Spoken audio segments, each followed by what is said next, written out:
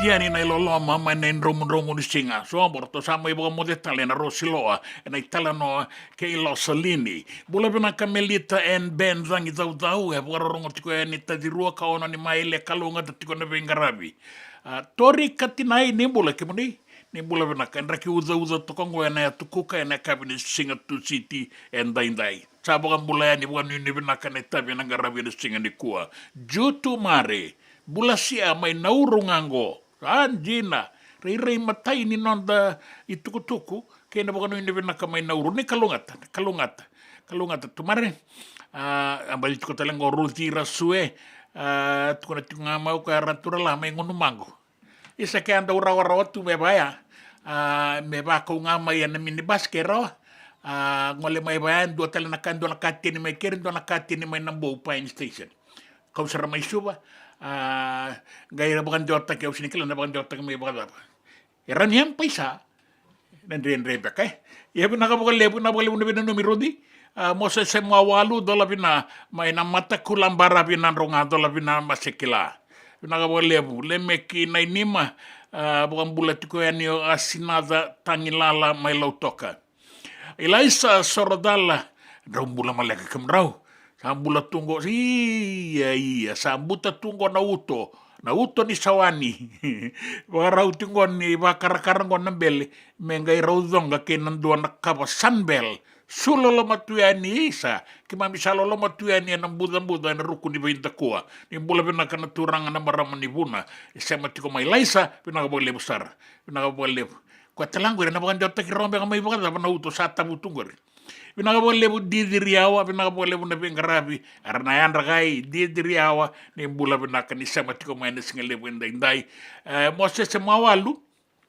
jola bina birato na dere may lautoka kalunga tatiko ke inang bulan ni bengarabi mo de bagale ka may budilebu na sikawa na matakula shalom binakabagalebu na siya matiko may binakabagalebu Luisa Buwiti binaka na bengarabi binakabagalebu au sawara katiko nga na itukutuko nilaisa wata kenan bele bakar-kara meraudonga kenan dona kaba sanbel ena singale buenda ni sa sibitongo na tini kendua ena tini na miniti ena nonda vata ena radio bulan dua vata.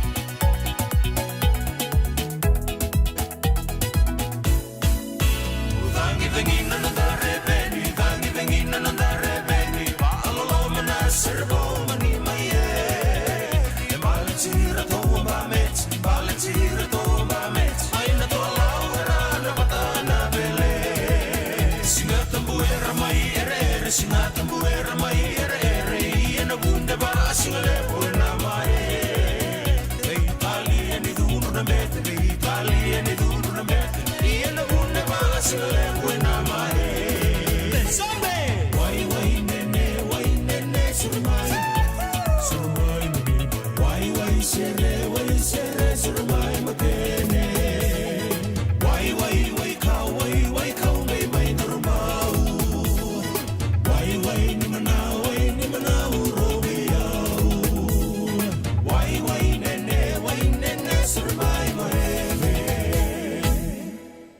senga dina ni kara rawa na daka waka kekiwa.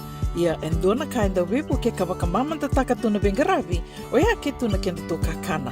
Leika na dalo na bisikete na reo bata na sunbells e tinimbulu makau. We kenda tona senga tiku nindraiva se senga ni waka motoka kandau Dren na tutu beto seki, erto satu wakarau na Divine Pacific Food Mart mai Sacramento, merto talaveani na nung ni boli-boli. Rawa sara, we tartar ngayani na taliboni diwan dua ono toluwa diwa ono saibarua, merto wakarotaka katalada mai na nung ni boli-boli, ena kenangona totolo tua. Divine Pacific Food Mart, Viturua Diwawalu Franklin Boulevard, Sacramento, California. Namba di telefoni Viwan 21 Toluva Diwa ono Saivarua. Erto ngarap talangan ni kanalay waka suburi ani nanomu yaya. May nanondo to stoa kina nomu mati ni katumba. Senga ningai mai tikibunga vi rauna turang ambale ruongo na bewe kanike na bewe ledhininra. Waka turang ye mebakata ki James Doughty. Rau sama ni maingele rua talengaki. Nama kamay na toso ni ngaw na ki City Veni Raturala. Vema mana ono Amerika na veisinga tu city, vema manindua na veisinga buke lulu we kemundo eviti en na radio bola do vata San Francisco me kouti kenda vata mai. Na nonda vata ke City Veni Raturala.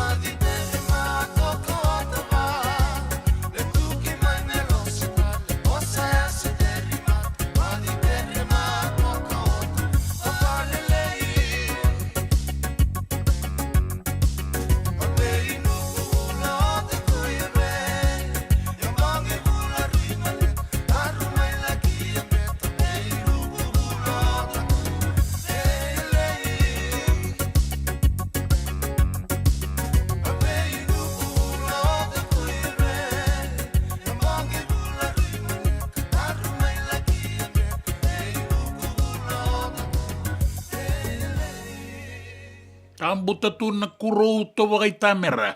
En budang may sawan yan singali wendeng da sabang butarot yo laisa kahit ko may biya usalay niti may nambele. Gome bakar nambele ronga itonga kenandua na kapa sunbell sulolo mayani. Sabi na kapag lebu na binanong yan na singal lebu ni Kwa. Sari rin nga ni mga singal lebu bay raso. Sabi na tinikandua, na tinikandiwa na miniti na nga una may biti. Na nga una ke, Santa Rosa, sibiti Kongo na ba. Sibi na ba, and tinikandiwa na miniti. Binakapag lebu na sa mamay, sa na itukutukun nila sa Sordala, and budang, and apunuwa turang na may sawani. Luisa Buiti, Vinabalebu Navengarabi, Mosese Mawalu. Dolabina na bono kotongo kengo, Vinabalebunjina, Pita Masilada. Matagali, Sabo Vinabinabalebu. Nimbula Vinagaturanga Matagali, Lagatoka Ningo and a tau ne rakiraki. Kereme raunga ina numitalenga na nongo itokane. Pinakabole pita usaliada tiko ni sabaka una no mande ni sango le talenga ibonotani tendo na bono ni sango le kina anden den danga isota yenda sota tiko na bula pinaka na bengarabi na singenda indai e boga bina pinakabole bu ni bula pinaka eronda sota ta boga bula takatiko na non da bewekani en na non da vata en radio bula dua bata San Francisco en singa lebu indai.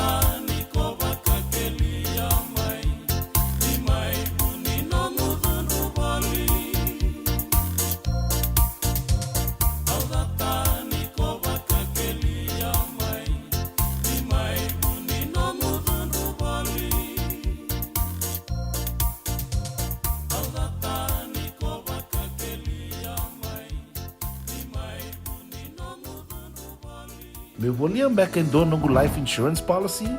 Laka kira ni tutane katin kabitu ni okostita na 2022 o sangir takasarabiri ni tauna. Kami ngaya kila mada ngaya salah ko mana check. Sengat tali ni biara, sengat sarangan ni biara paling lain. In time sarangan mai. So ang kaliwara ka tala tunda wala. Kuwertongko. Kau sarang ko dengo kamu binasa. Iyo, o ya sarangana buna, e rau sara, sa tiko na pepa se senga. Bula binaka se tobi mate. Kambani duan nga kana soma mena claim na lom ni rosa nga bulu kabana ua keada na lenga nisa e ambaki roa tina policy. Text mai kina wasa eva walu van dua tolu walu lima e na kena i tuku matai lalai. O ya na wasa eva walu van dua tolu walu lima. Doyan Robina ka naman raman na ita. Do samba di ba kusa iwe? Yandra na ita. Kita sili katalaw mande na Orange Lounge. Maleka. Warasan ba di kata-kata pinakasar tu nga toboy simpang bakaw. Gay way dala tu kinambata. Koe serengan kori. Sono ngono santa pinakat serengan na kenta kakana. Di na to zoko. Kaya kita sana berata ini bagai singelebu. Kita sana gali bagai kabi ngaya ni kena. Na Orange Lounge, katalaw buka singelebu sa buka kabi, e baraw tayo ito buka manggosang gay totokan na buno ni kana. May namenda to identity, kanay buka singelebu sa buka kabi, may baka na buka sekera, na sui, ikatabu teke, roro buka lolo, kay na vida tale. Giraraw mo kila na menu ni singoya, na Orange Lounge, tolo-tolong dua, Orange Street, Santa Rosa. En dua tala na tamang ni Vingarabi ni Divine Group of Companies. Dola may na walang kaloka na mataka, kina walang kaloka anambongi moniti kina singatambo na Orange Lounge. Tolo-tolong dua, Orange Street, Santa Rosa. Dendram beka nang wala ni kibal ni lote na buko ni oso-oso pakadadaka. Sendrak-ndrak beka na itos-tos ni mbula, kuha ni lenga sinuing gawa-gawa. Nana magi-mai kina programo waro taki. Mai vera tau na New Methodist Christian Fellowship USA. Nongu chisu, nongu banua. Rungo vina vima manione na kabini bugu lulu bei Kemando e California. Vima mani dua na singilewu ni lotu lewu bei Kemando e viti. And a radio bulando vata San Francisco. Me kauti kanda vata mai. Nanonda vata kay sitiweni raturala.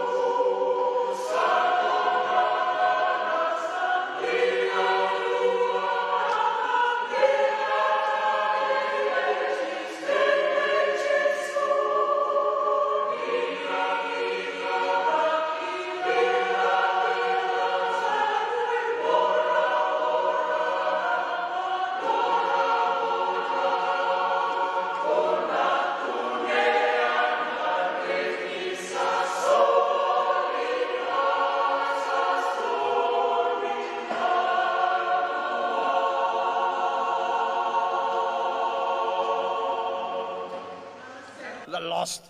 Kenda na ibagatawa, anggo sa tal may weekenda. Lestel may na boss ni kalong ketu na banggo chisu. Kemdo na ibagatawa nga. Leba manda na diwa sang mulkadi o leba karamay nandua. Saya alichi. Leba tu nandua chigungo. Abali kenda via kaulo tu chigo pertani ya ke na bonotan taleso. Ebina kangor. O ko manda nga menda lang nga ni tu ni bangor na wekanda sinrao chik. Amale kanan renre. Sinrao la ko chik. Sinrao chunga. Yeah, na lost image in our church today. We are not going out, my friends. Then we cry, salele man ito, ramgo, wili. Our census has gone down, the Methodist Church. How may be that 200,000? No, kila chuga 200,000. Angay lutu chungmay, Angay bisan ko 192,000. Oh, tamani. Alagoy be. Kaya bang doon na sir ni walele mo anggo na ibakatawara more than no. Sino more than no? More than no. Gebagab. Si Piera, sesetu. Abuna Wesley indo na ruana bula south. Ang gebuna uchu angka. Lalab na serle mungo na ibakatawara more than no na si Piera. Seseno ngetu da gendo senga taltala. Ora si Piera more than no na ibakatawa sesetu. Sakandi na be kaya Asesenga na ibakatawa sa mo de nasib. Dabi sotang man lang ni serengo. Amen.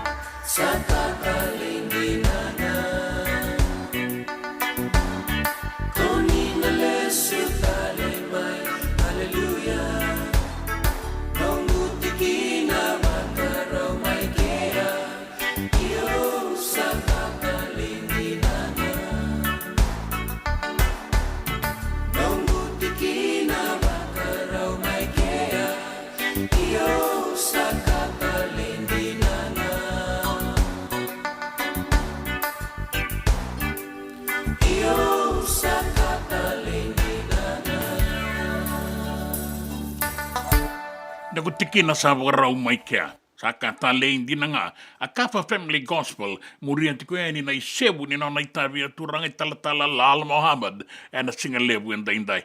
O abakan mula ti kueni bi pita masilado. Liada na sa abakai tanga samai. Kaya lito kaya sa ni Valengo. Bula binaga matangali. Sa taka sarati ko na tao ni may raki-raki o isa rauta. Pina numiti ko yan ni nona itoka ni bakadaka o atale mo kaya hapi salome. Bunga nandamu mula naka bagayan rati ko yan ni na singalebu en dainday. Rambaw na numitu nan raiva kede ni matua taxi. Controller bara raw nandaw ni bakasanga sibo kiba take yoni. Tapi baka sanga tiko na singalebu ni kuwa. Raw na maraman ni kambara. Pina numitu nga ni bunga nandamu. Pinakabagalebu, veira na daw wakau motoka, na matua taxi, may na mid-road, may nambua. Pinakabagalebu mo sa mawalu. Pinakabagalebu, pinanumiti ko may na matabubale may peritania. O tiana swani Malia, o takina non raw Jerusalemi, choana venan. Takalunga tabatati ko may na matakula, tolabi na masekila, oni kaitani. Nimbula benak na maramataubo nimbula benak wata ke Roni ratabo lo no ngole batiku ene na moni kere Roni benak bo lebu en PWD e Walu Bay en singa lebu en daindai push tai lebu.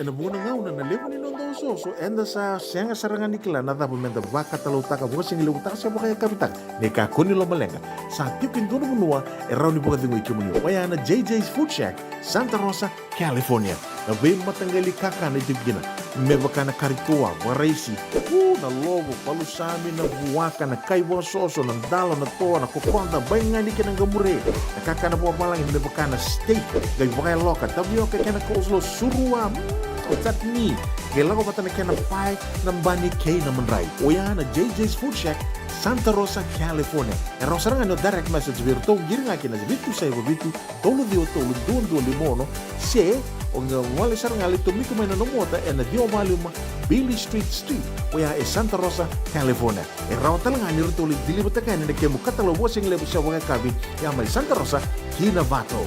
JJ's Food Shack, Santa Rosa, California. Me volia back in dono life insurance policy? Nakakil ni tutami katil kabitu ni okostita na 2022 o sangir ta kasarabiri ni tauna. Kabi nga ya kila maga nga ya sala ko mana check. Sengat tali ni biara, sengat sarangan ni biara paling lain. In time saranga mai. So ang kaliwara ka tala tunda wala. Kuwertongo. O sarang ko dengo pambilaksa. Iyo. O yasar nga buna, e rau sarra, sa tiko na pepa se senga, bula vinaka se tobi mate, kambani duan nga kana soma mena claim na lom ni rosa nga bulu kavana ua keada na lenga, nisa e ambaki roa tina policy. Text mai kina vasa eva walu dua, tolu walu lima e na kena i tuku matai lalai, o ya na vasa eva walu dua, tolu walu lima. Senga ningai mai tiki bunga vi rauna turang ambale ruongo na bewe kanike na bele ledinin ra wa turang ye me bakata ki James Doughty rau sama ni maingele rua talengaki Nama kamai na toso ni ngau na ki City Veni Raturala. Vema mana ono e merke na veisinga tu city, vema manindua na veisinga buke lulu we kemundo e viti en na radio bola do vata San Francisco me kouti kenda vatamai.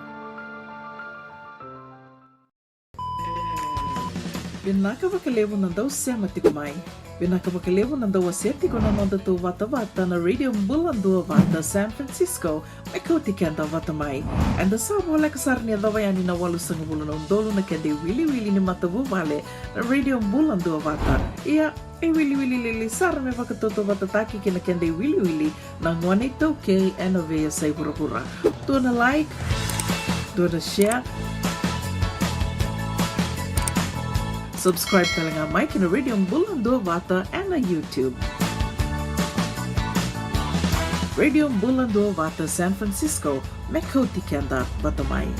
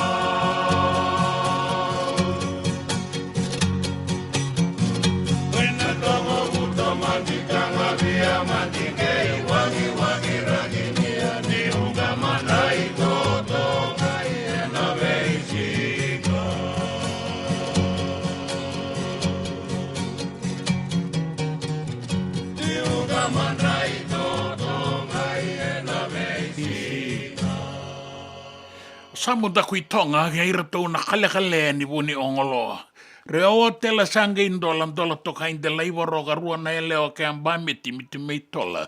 Eri nogo tona ke andonga semi samaila ke ele noa na keso ni lau edo kai murina lau edi toa edo kai rana mbuini ngā. E roa ni ratabola ni bula benaka. Wei wata isaratiko mai e na PWD walu bei e na koroturanga mai suwa. Vinaka wale wanandau sema mai. E na nonda ngau na wata waongo e na nonda wata e na radio mbulan dua wata. Punga nandamu.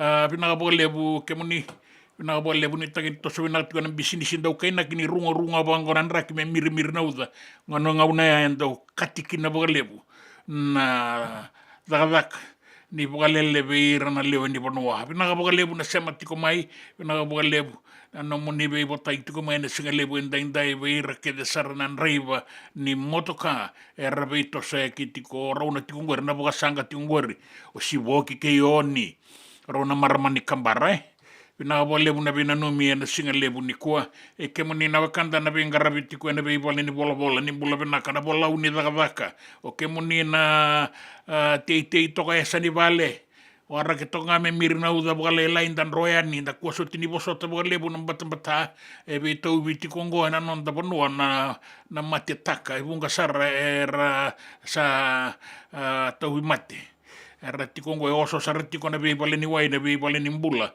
wan bimbi na bibo no bole kata na korturanga e suba me ado en kino sori bibale ni wai era oso tiko en kino na leo ni bono merla ki laurai e na buku ni matetaka Rato vina numitali tunga mengo na matua taxi wata ke bunga be rana ngalala mera be botai tiko mai rana reiva ke de ni matua taxi erna bengarabi era sa on kede na station in dua bata radio in dua bata e San Francisco kalungata na bingarabi moku bagalebu ni kuwa na kena singa ni veita levi tiko kina kabi bagale tiko kina na wakanda na matua taxi mai nambua vina bagalebu sema tiko ani ngoni sabo tini na miniti me tini karua na tini karua na itukutuku na nonta panua kena be sai burbura nangito kena itukutuku nin raki na liwe ani na itukutuku mai na tamba daga ni visa membaleti kenda na singalebu ndai na nonta vata na radio bulan dua vata San Francisco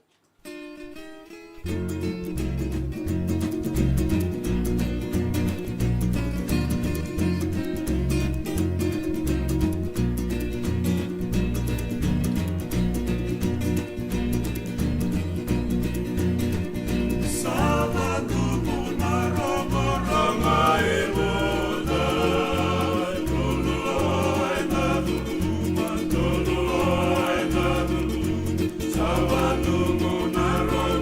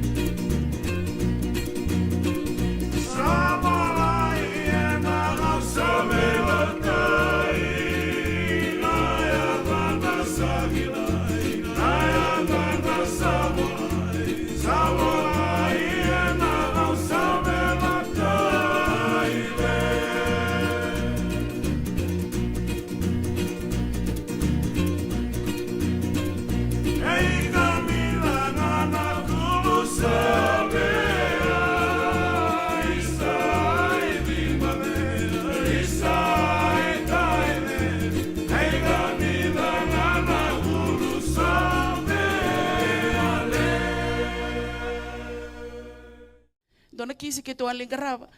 E to la dorvor to kambata dona baini buaka to ba mate na buaka. Ka di to kaya no to ke ni buaka. Kem do kila ngor no buaka. Chiko lo iku sen ke bonongo. Kem do kila ni dal la kanto da kaba chiko lo sen lewa. Saka di bena kisi. So me bena kisi o sin kila o asen tu ve na list no to kisi. Kango ka ber to boys mai. Do kila ni dal. Si anke tu sin dal. Ke la ko lo mai andur na matai maramani lewa. O sa babinaka ko no reso mo ko no milaulu maleto ko na ron to da bali le menito to. Tukuna na kandina. Awasin nama kana kartuale ka eloma.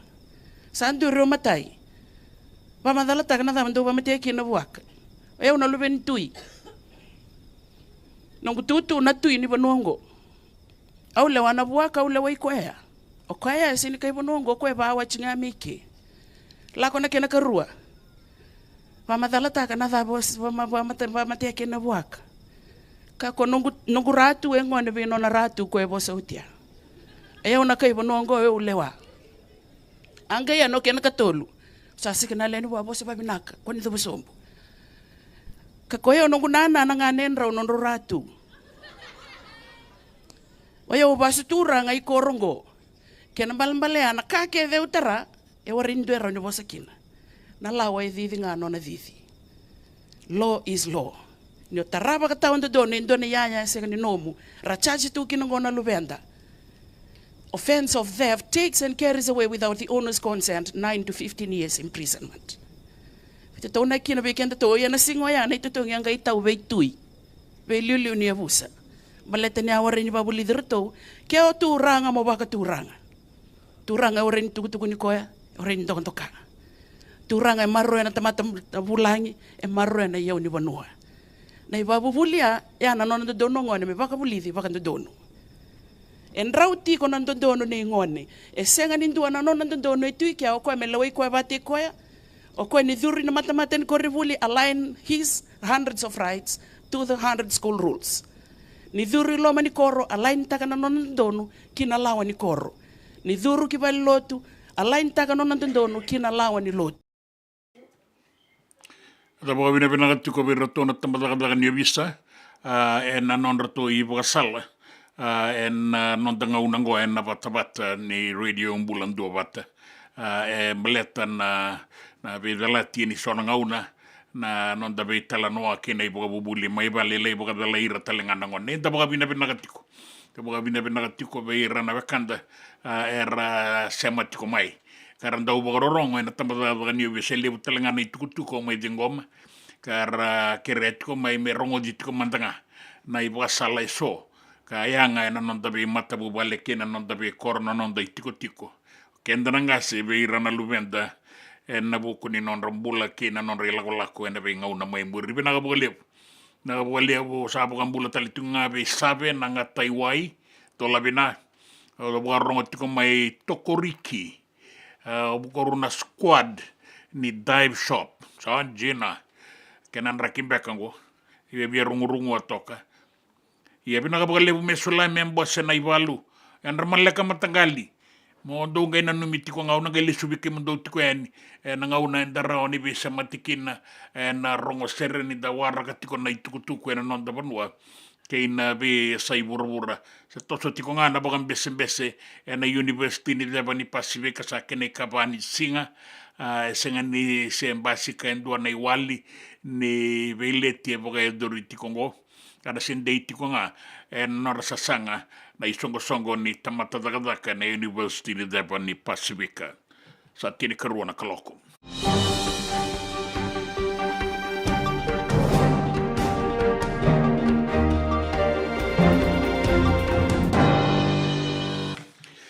Na itukutuku na non da banua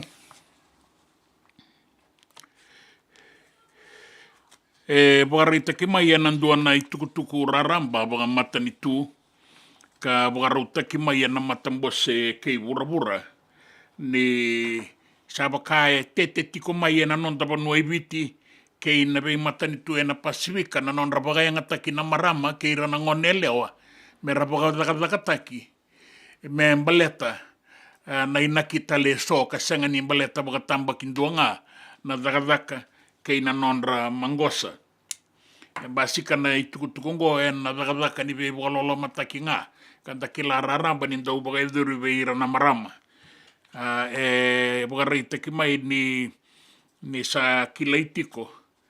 E so na kisi ni vei wakarerei, ni vei wakatotongani. Me rawa ni rapakatakatai kina na marama ki na ngonelewa. E na so tale na inaki. Sa tiko ngā na inaki wakatakataka e rabi ngarabi kina. Ia, e rasa wakatakataki ngombaleta na inaki. E ndakila ni ra wakayangataki kina na marama. E na so na inaki. E wakareita ki tale ngā mai ni bunga na matatakataka e rasa kilatiko. Na tikinango e rasa wakaleiva me sa toso tiko mandanga na bengarabi. Apaka isanganian rabi sara baka binaka. Na tikinango e nondonu menda maroro iraki na baka binaka na lubenda na ngone leo sa na makumbunda. E na ngauna e rasa e dobakina na embaki ni takataka. Me rangole ani kina na bitambana ni takataka e so.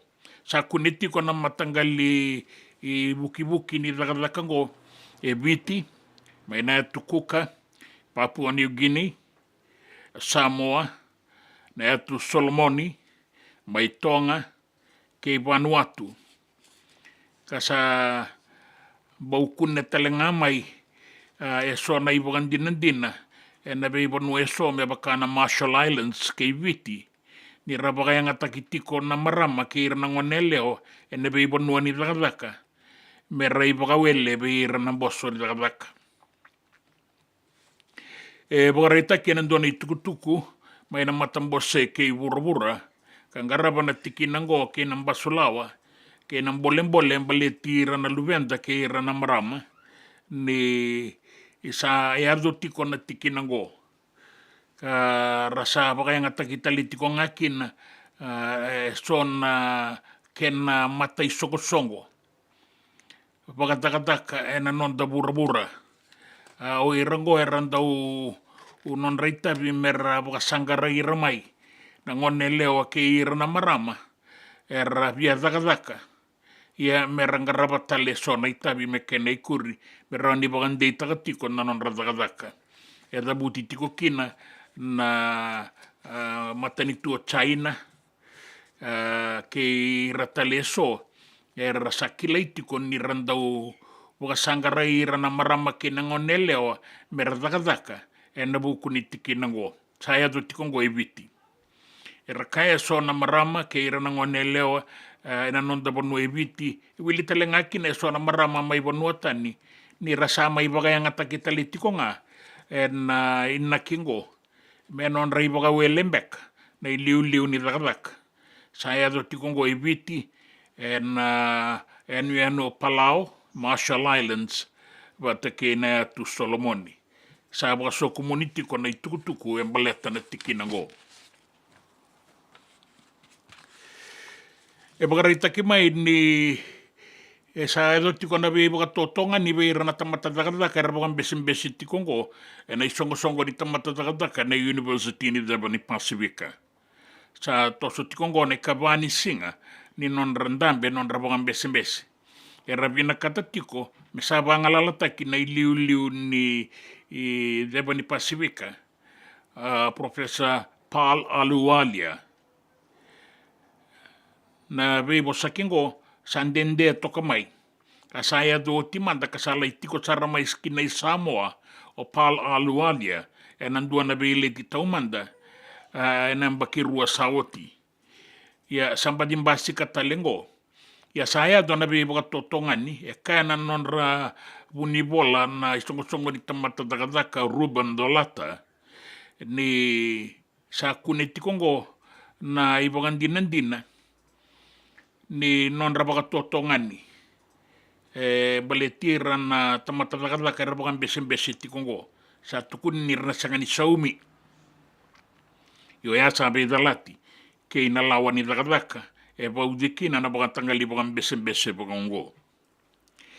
E baka rita kita lenga mai ni rato sati ko e so na dau bengarabi nanga i panua ni pangandindike na laboratory technicians o i rerata na pali ni bola ke i rerata na bitambana tale so na sasamaki o i rerata bi bakatabulidi era sa kaya ke vetiko nga me sa bangalalaki na iliuliu ni kornivuli o pal alualia ia se toso tiko na bibosaki e toso bataka talitiko nga na bang bese kaya do tiko na university ni deba ni Pasifika sana bole ka tiko na ngauna ni veterong i veira na ngoni buli ia ke bakaya na do tiko na bang bese e na raoni bang berana veterong i ka lenga talenga na benga rabia so e na university ni deba ni Pasifika sa tiko na bang nui ni na raoni kune na iwali ni lenga karandambe tiko kinango na tamatadaka na university ni deba ni Pasifika kina tuku ningito na ilabo na numi mena rawa mai na sota ni Malake Sevens sa nangole me na baka pinakatagi kina na pali nilotu na koro Malake na sanora na veitokoni ni Fiji Bita na kambani ndau baka sangara na ngunu nonda panua ngole tiko kina Malake Sevens kasa baka rauti kongo baleta na nonda sasanga na leo ni koro mera baka bouya tale so na ngada ni nonda pale ni lotu kasi baka dadani na bidana dangi lamba saoti kaya na tambana kangaraba na makete takini boli na Fiji Bita o Trina Simpson ni na sota baka doriti kongo membaleta na Malake Sevens sana bango leiti konga kina panua kina baka torada ketaki ni non rabi ngada ni mbula mai na koro kaya o koe kadidi baka tiko na ngito o iso atute ni Malake Sevens do laba talenga dua na ngalala be ira na daungito na nonda panua na rakabi lewe abitu mera baka reita kirakina na mbuturara ningitongo na lewe abitu na rakabi kasano itakatiko kina ni na toso binak na singa lutulebu ke na singa bakaromboka ke na bakaruai na sota kana numitikongo mena bakayadori kana laki bakayadoriani na Rauyamba Sports Ground Rakiraki sa bakalutu min rakabi lewe abitu by na sota ni Commonwealth Games may Glasgow may Scotland bakarita ki may ni sa bakalutu min rakabi sa nasengan ni Gitotaki na sota ni Commonwealth ngo may Scotland na bakirua katumay ruanan dolurua sangabulu kaono baleta na kena sangay me talan rondo ng gito me rauning garabi boka pinaka ng duanga nangaw na leka erto kaya na komite ng gito may Scotland ni na soto go may Glasgow na sarabi ngaki na itini ng gito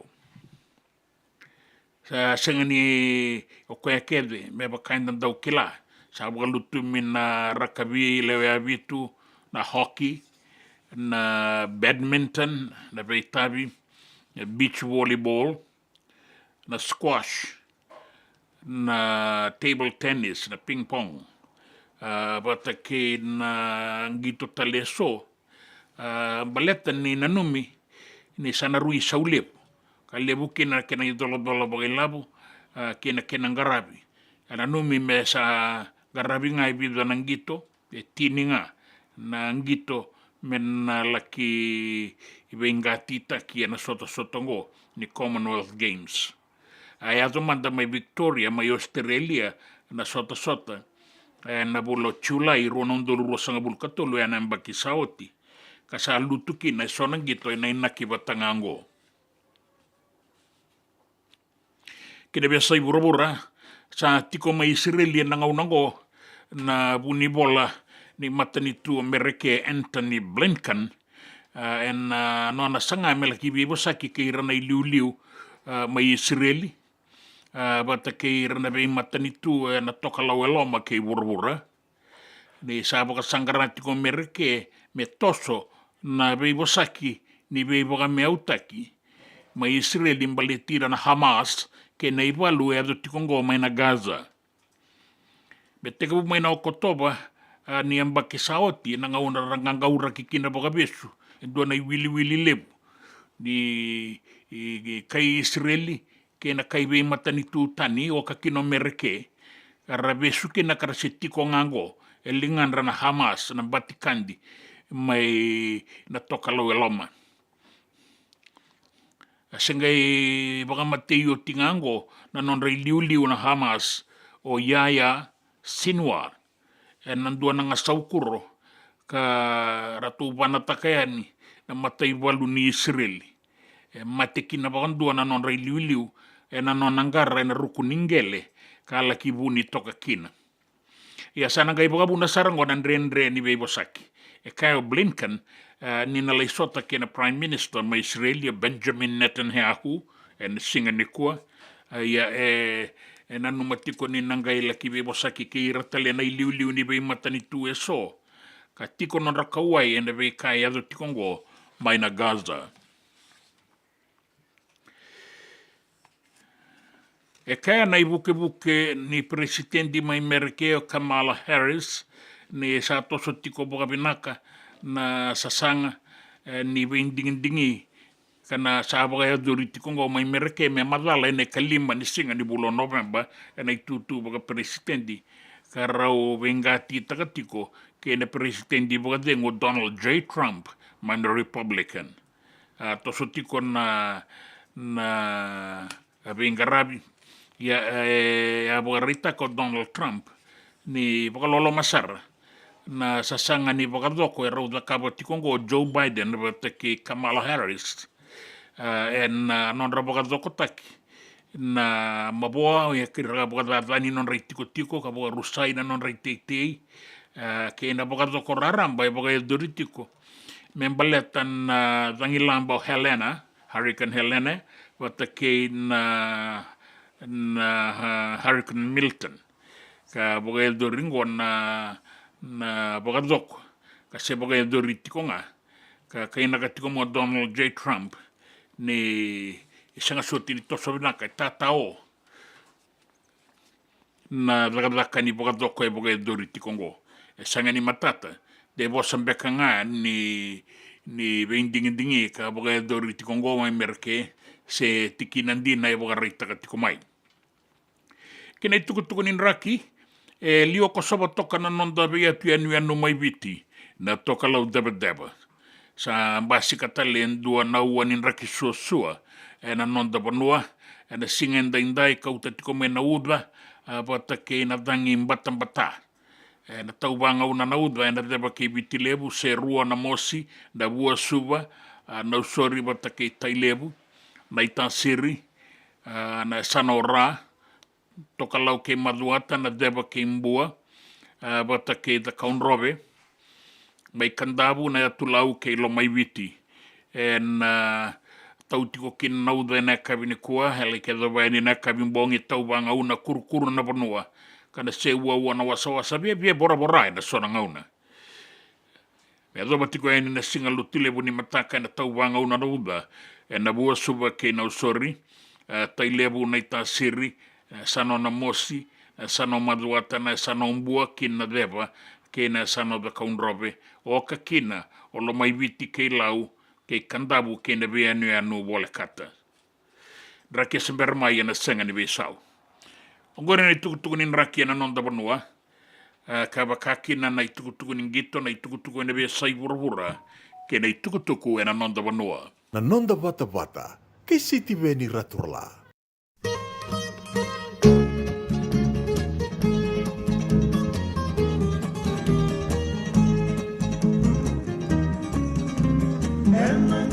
Sanina ida, tanongu bakano inoi binaga, auboa tu bakaibola, kalombi sada tu bakamangosa, tawa tu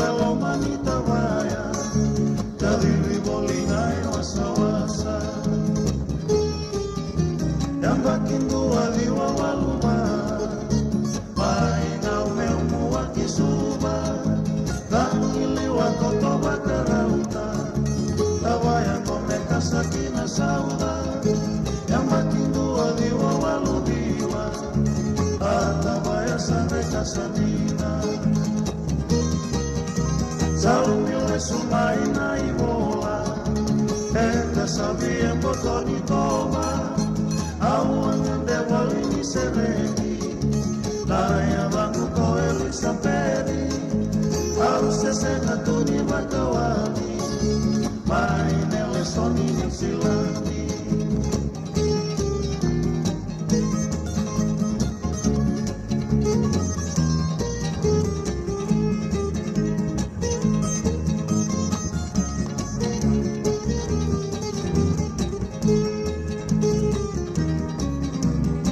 Samba suna ibola non dueli al piloti lola mongande mai andi beli mondo nuya mai nun seregi al seno rabonda lenga tuani lega seto tangaya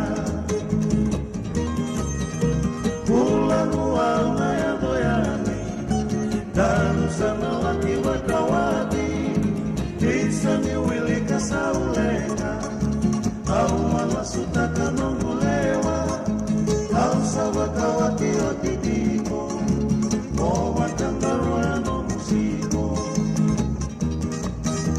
Au mumitaka sarana ibola Eka tomboka na kina nikoa Tukunile suena kebeli O sotia weli saperi Salmi mai enamara Ambulati wakadonana Ambulati wakadonana Ambulati wakadonana Ambulati wakadonana Ambulati wakadonana Me voliam back in donongu life insurance policy?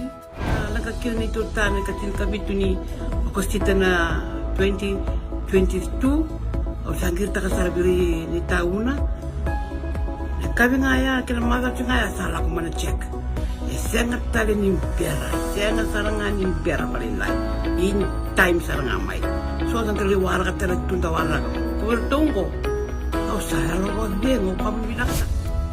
Iyo, o yasargana buna, e rau sarra, sa tiko na pepa se senga. Bula binaka se tobi mate. Kambani duan-duanga kana soma mena claim na lomni rosa nga bulu kavana ua keada na lenga nisa e mbaki roa tina policy. Text mai kina wasa eva walu va dua tolu walu lima e na kena i tuku matai lalai. Oya na wasa eva walu va dua tolu walu lima. Nungu chisu nungu banua. Dorongode na vima maniono kina vitu ene kawani bungu lulu we kemada we California. Wei mamani rua na kavi kena tolu and a single level lotilevu wei kemando eviti e warotaka na New Methodist Christian Fellowship USA rogode na Radio Bulando vata San Francisco me kauti kenda vata mai Nanonda vata ke City Veni Raturala.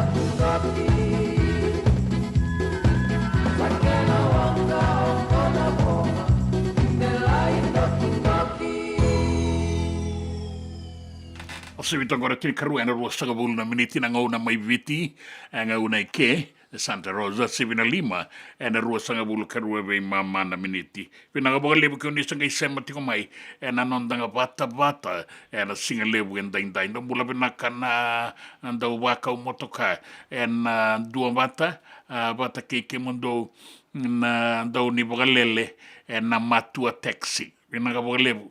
Boleh muna sema tiko mai sabe na ngatai wai dola vina. I toko riki I waru na squad ni dive shop. Pina bolebu mesula membose na iwalu. Yang maleka matagali menga iketu na numitunga. O mai kavira tevita na ikusa. Boga bimbinga be tamai tukana na nraiwa ni ven na toaika na usori.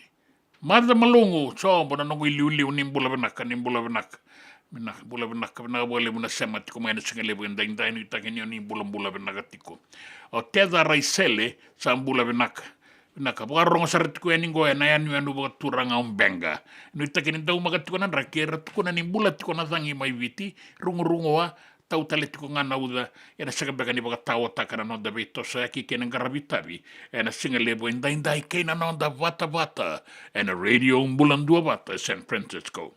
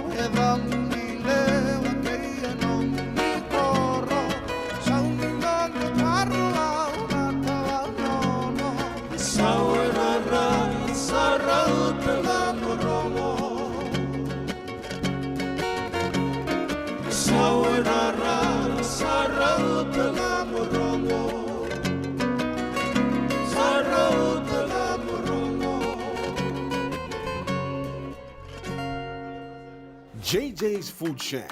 E tiku kia kina na kakana boka biti me pakana kokonda. Lobo benga ni ngai kani itu na bundi na ndalo se tapioca. Na kakana boka malangi me pakana steak boka eloka kena coleslaw. Wee! Na kari toa sa wadha badina na kani kana. Kaya tiku talangana no to specials and lomo ni madawa. Dau tamba na Facebook. Na doi ni tiwa ya na bani manrai pai kaya na bunga tale. Go na JJ's Food Shack. View Valley mo Billie Jean Street, Santa Rosa, California. Kaya hotel nga nito dili mo yang may Santa Rosa, may yato sa rani kinavato. Giritir to sana kinavitu sa mabitu tolo dio tolo dundu limono. JJ's Food Shack, Santa Rosa, California. Me voliam back in doon ng life insurance policy? Nakakira nito tayo katil kabitu ni akostita na 2022 o sangir ta kasarabiri ni tauna. Kami nga ya, kina mga nga ya, salah ko mana check. Sangat tali ni pera, sangat sarangan ni pera palilay. In time sarangan may. So ang kaliwara ka talaga tundawara. Kung tungko, o saya lo bengo kami binaksa.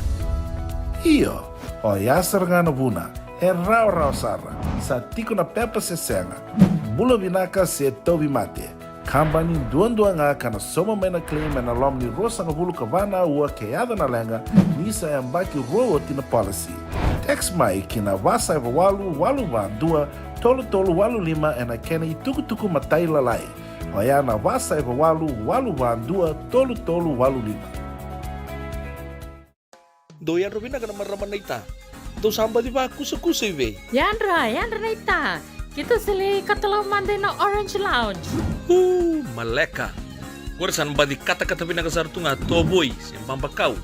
Gay way dala tu kinambat. Koe serengan gori. Sono ngono santa pinakat serengan na kenta kakana. Di na to zoko. Kaya kita sana berata ini bagai singlebu. Kita sana gali bagai kabi ngaya ni kena. Na Orange Lounge, katalaw baga singalebu siya bugay kabi, baraw tayo ito baga manggosang gay totokan na buno ni kana. May namenta to ito niti, kanay baga singalebu siya bugay kabi, may baka na baga sakera, na sui, ikatabu teke, roro baga lolo, kay na vida tale. Giraraw mo kila na menu ni singoya, na Orange Lounge, tolo-tolong dua, Orange Street, Santa Rosa. Ang dua tala na tamang ni Grabe ni Divine Group of Companies. Dola man na wala kaloka na mataka, kina wala kaloka anambongi moniti kina singatambo na Orange Lounge. Tolo-tolong dua, Orange Street, Santa Rosa. Na nonda wata kay City Beni Raturala.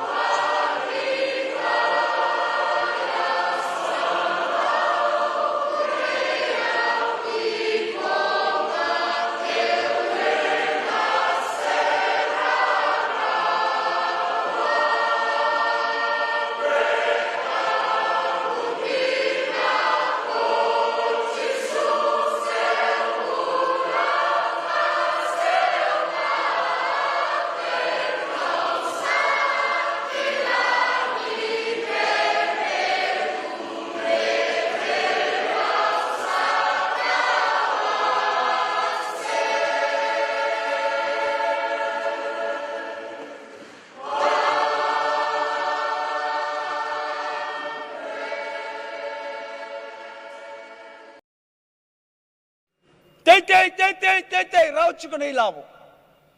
Lava, san ram na buchi ora gira sa rau chico nei lavo, sa sto somi chico na kai lava kimai. Sindam bevele tu. Songa soy pekendang wanda sabi ang garabi chunga. Tei manda. Te manda no nomu na longen nom tabioka nandalo. O ba binaga benunggu bagata sa te rau chico keto sa te chico sona ubi. Rau chico sona ubi. Rau chico sona nandalo. Nduan rau 5,5 bulan nandalo keto sa te rau chico. Benar apa? Keto keto bawa rau chico na bosnyamba kyo dagli. Na bawa rau. Kun babarau chicken nitaka chicken dona kan mataka. Babarau binak. Na istri ni lotu. Le subatale na kama kawa ke kai binaka do toramai. Wala siya mai na kaya. Ora nanga sera lako, era mbuno, era taumbale, era kosoma na wai. Era rambe ata na ulni balua. Kendango via chicken na pajero. Arau mai lebu chicken na kete. Alele manda na pajero. Langan do tamlaka, no galaka. Boleh mandan do na lur vital. O deigo, kuni boleh do na lur ker. Lebir na tal metaka. Lebir na tal ngona le vale setal mai na image ni lotu waisle. Kandin.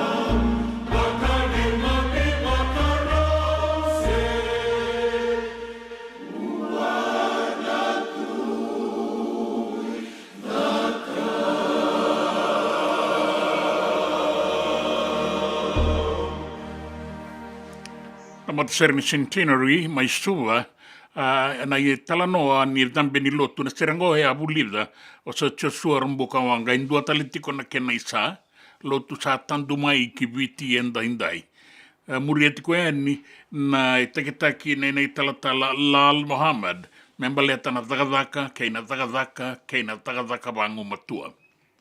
Bulavina ka kami ni boy mai nakalo maduata dolavina lora ini buki ni bulavina ka totoka na rong ni sere se masaratiko eni ngo etajirua sanjina sara. Binaga bugalebu salaniata andikawa bulavina ka talemai na turang na maramana ita ni bulavina ka. Arongo binaga tiko mai na bebo tai venga rabi tiko mai na singani kuwa kalunga tatiko ene be vale nimbula kede sare viti kei bura. Akesa kuru matalamba nimbula benaka kemuni redana eda muni ena mona liba kilana bono nitiko maikina bulare taubu isa be sureti toko mena maramango dona vale toka sare ni nandelana maimba kai roba sumbuti kona tauni era to tiko kina na boga lesi boga matani tu bataki akesa kuru matalamba era to ngai keretiko mai na sere ke ia sawa. Ko embeka rongo jitiko ya na nonda toitavi na bonga ke nambukalo. Binaga bole ba kesa, binaga bole una boga singale do banganta mai kero na mai mamau ke sanganilenga. Akisi vaningi totoka binaga na bengarabi Solomon turanga mai muri. Bula binaka na Zion Shopping Center e tabua wanu ini binaka tuyani e na singalebu endai. Nonda i rongo i tuku tarabai na dua na kaloko na singalebu ni koa ongo na nonda bata e na radio mbulan dua bata San Francisco.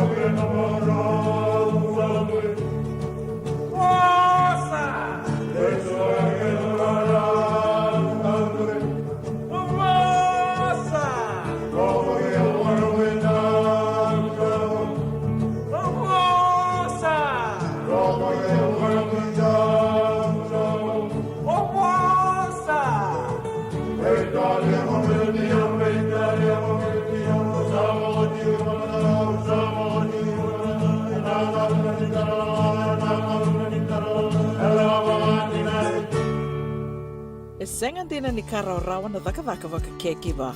Ia endona kainda wipu ke kawaka mamanta taka tuna bengarabi o ia ke tuna kenda to kakana.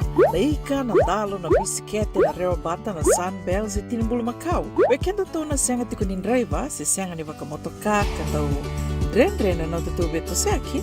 Erto satu wakarau na Divine Pacific Food Mart mai Sacramento merto talaveani na nong ni boli. Rawa sara. We tartarngayani na taliboni diwan 21 saibarua merto bakarotaka katalada mai na nong ni boli ena kenagona totolo tua. Divine Pacific Food Mart, Viturua Viwawalu Franklin Boulevard, Sacramento, California. Namba di telefoni 21 saibarua. Erto ngarabatalangan kena le waka sumburi ani nanomu yaya. Mai na nonda to stoa kena nomu mate ni katumba. Senga ningai mai tiki bunga vi rauna turanga mbale ruongo na vewe kanike na vele levinin ra. Wa turanga me bakata ki James Doughty. Rau sama ni maingele rua talengaki. Nama kamai na toso ni ngau na ki City Veni Raturala. Vema mana ono e merke na veisinga tu city, vema manindua na veisinga buke lulu we kemundo e viti en na radio bola do wata San Francisco me kouti kenda wata mai. E na muna ngau na lewa ni nondo soso enda sa senga sarangan nikla na dapat menda vaka talau taka buka singi lewa taka siapa kaya kapitak ne ka kuni lo malenga sa tiukin dono menua e rauni buka tingu ikumuni waya na JJ's Food Shack Santa Rosa, California na vei matangali kaka na jugina me baka na karitua waraisi na logo palusami na buwaka na kaiwa soso na dalo na toa na kokonta bainga ni kena gamure na kaka na buwa balangin me baka na steak gai baka loka tabioka kena coleslaw surua tatni gela ko patana kena pai na bani kay na manray oya na JJ's Food Shack Santa Rosa, California. E rosaranga no direct message virtou giringa kina bitu sai bitu tolu dio tolu dondo limono se onga ngole saranga le tomiko mai no mota e na dio maluma Billy Street oya e Santa Rosa, California. E rawtalanga ni rotoli dilibota kana ne kemu katalo washing le busa wanga kabi ya mai Santa Rosa Kinavato. JJ's Food Shack, Santa Rosa, California. Na nonda bata kay City Veni Raturala.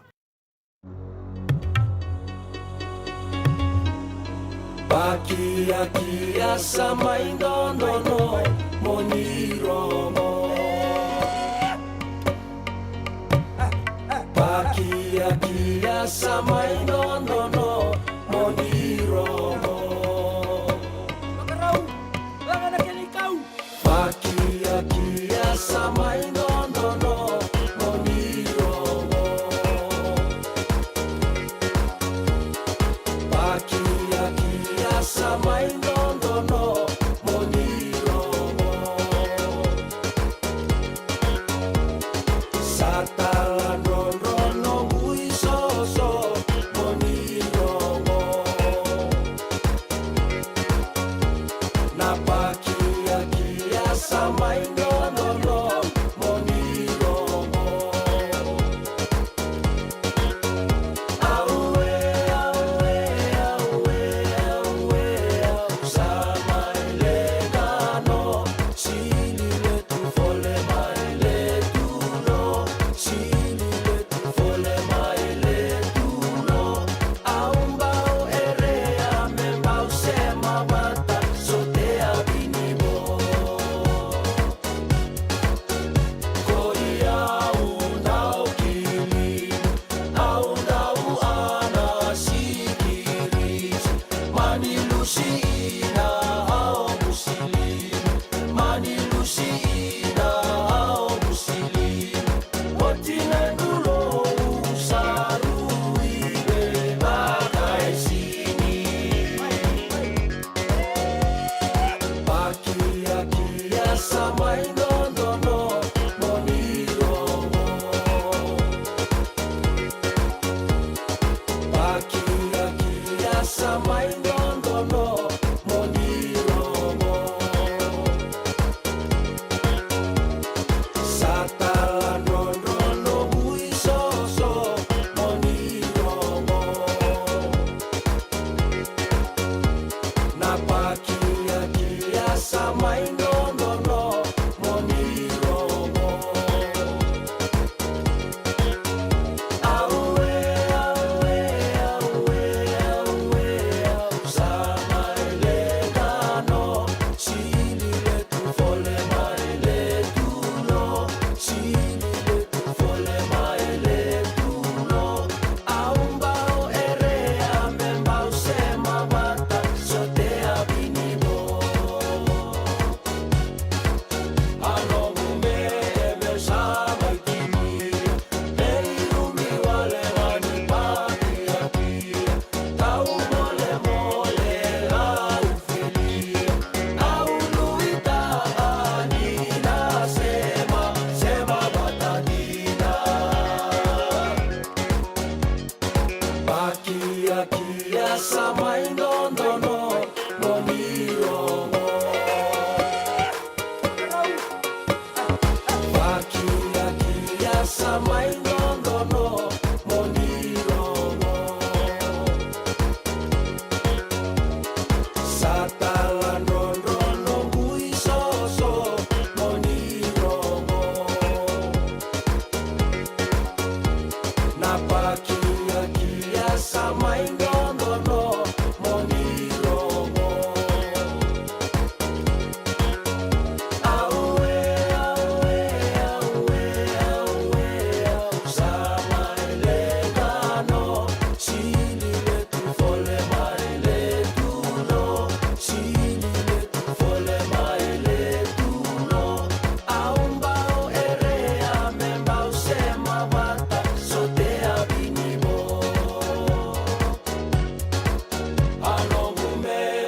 sama itinia Mei umi wale ngani pakia Tau mole mole lau felia Au nuita anina sema batanina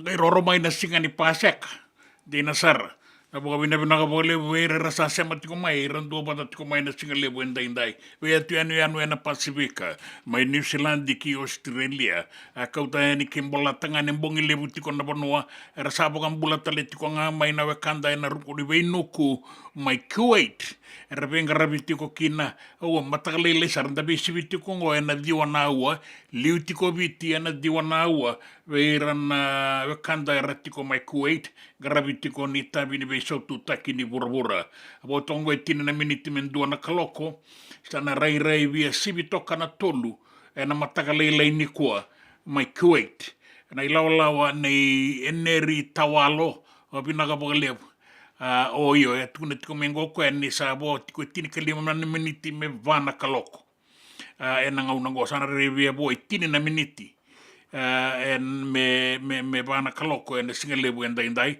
na mataka ni kua mai kia ma singa lebu tiko e ni mai viti ka saya kabimbongi saratiko e na nonda bonuango e Santa Rosa dela ni vei nuku e na tomba lebu Q8 na Q8 tomba lebu Persia to toka na bagarorongo sere binaga boga lebu eneri kay mami salo loma tuyani vei kemuni binaga boga lebu na basota na itabi ni vei sau tuta ke na wura ki mami mai rongo da tiko na tiko ya babala mai sanangori ia taboga binak Inda bese matitiko e na mbula binaka e na nonta bata e na radio mbulan dua bata e na singa lebu endai no mutoi bota e na deli vei nuku mai Kuwait tabi ni Simirova ninda waraka na itukutuku e na nonta bonua katale Ebu na no mundau ngalubia Senga nyukila sembalem dina libedei Ebu na no musanga lubia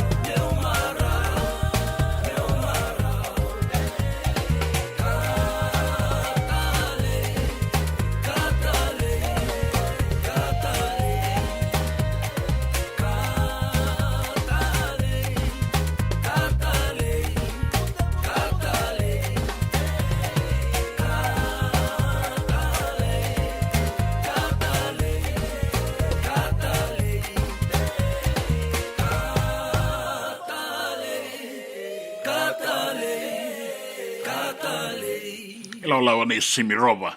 Kau tikenda tuku ni na ngauna ni rongo i tuku liu mai na tamadaga ni visa kina nonda to i wasala anuita kini anga tiko anga ina nonda bubale anga ina nonda koro ina nonda banua anuita kini nda kaua i takatiko vina ka lebu star na sema tiko mai uambula tiko eningo ve eneri wa buta tiko na edana eneri tawalo maseki dola bina totoka na wa rongo sere i vina kanuita kini oni Itali takatali tiko nga enda pe inu kumai Kuwait ena tombo Perisia vina ka lebu na vingarabi mesa na gori ke mamina numi ke munitu yani ena masu na wekamuni eke ena nonda banua mai viti ena wakati ko kina vina ka lebu na sana bo turang onan rongan na bo ha ya vina ba lebu jina na ba rong kota mo kengonge na hinga lebu ni kuwa vina ba lebu jina koina lebu ni banua vina ka lebu na sema tiko mai dan rongo dana tuku mai na tamba daga kan yo bisa ndanga ibo rongo na tuku ni nonda banua io se toso tiko nga na ba mbese na university ni Devani Pasifika sa lebu tiko na kawai maleta na betrongi sa boleka be rana ngone buli lebu na ba ile silesi ara ba mbese tiko ngo ka nuita kini na rawani ngarai bo totolo endo na iwali e ba dori na be bosaki me ia na be ba meuta kimbaleta na ba mbese sangani dala na ba mbese endo no balawa muri tiko na kenango ni sala balawa ya bo tiko nga na nonda be tala no na nonda be bosaki e ia na be ba meutaki en bukunda na nonda ngone ba mbimbi ni ndana numi retiko en na buli e ba doritiko en university ni Devani Pasifika sangani o iranga ngone na nonda bonua mai viti o irtalanga ngone en be ya tu anu na Pasifika era ba rongo ka ba rabitu kina university tarongo zaman dana tuku mai na tamba da ni visa be una isi matewai dona kisi ke tungaraba ngon odorbo we suka mai ona no tata royali tarongonele ona ta rosenberg mai durra rumu durle stel mai ona ta rosenberg mai ge yarta ki ngonele ona rumu basura kono ne sulo ku koya ya na ngane na lelenga fomu 5 fomu 3 do tala kisi ke tungaraba tamani ngone fomu 1 ngonele fomu va saba tarongonele ti ku klaudi ba dina tamani papa iyo Etiko maybe kito tiko batanga. Ona no moya unde ndua maybe a father or uncle or grandfather. Na kisi kito ngaraba ndo balolo matiko kento to na ito okay. Baleto ngo ne kila perpetrator binakato.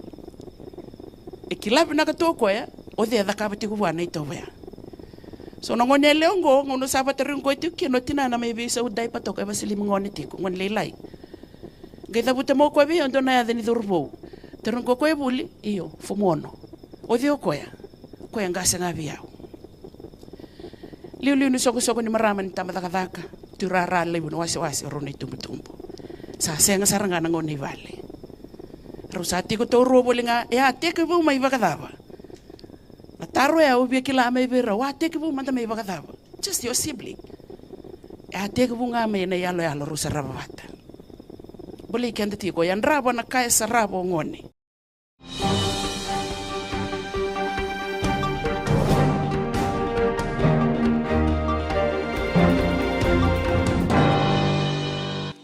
Adona kaloko na tuku ena nonda banua ke na besa i wura